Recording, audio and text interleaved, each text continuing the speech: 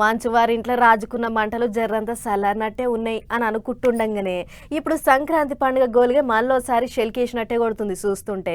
మంచు వారు ఇంట్లోకెంచి బయటికి వస్తున్నారంటేనే పోలీసు వాళ్ళకు గుండెల్లో బుగులు పుడుతుంది. ఎందుకంటారా, మళ్ళేడ లొల్లి లేపుతారో అని. అట్లుంటది మరి వాళ్ళతోని. ఇప్పుడు గిదంతా ఎందుకు అని అంటారా? ఇగో గీ వార్త చూడుర్రి, మీకే ఎరకైతుంది ఎందుకు. మంచువారి ఇంటి పంచాది మల్లో పాలు శలకేసిందుళ్ళు. నాయన పెద్ద కొడుకు ఓకెల్లా, చిన్న కొడుకు ఓకెల్లా.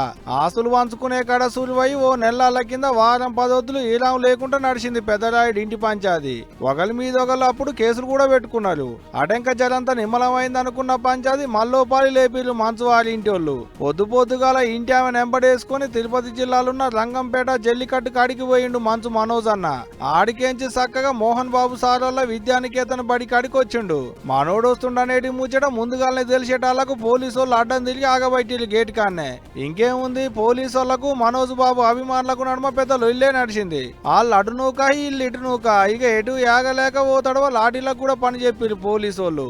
ఇంత అయితుంటే పెద్ద రాయుడు వాళ్ళ పెద్ద కొడుకు మాత్రం బయటికి కూడా రాలే. మొత్తం పోలీసు వాళ్ళే చూసుకున్నారు.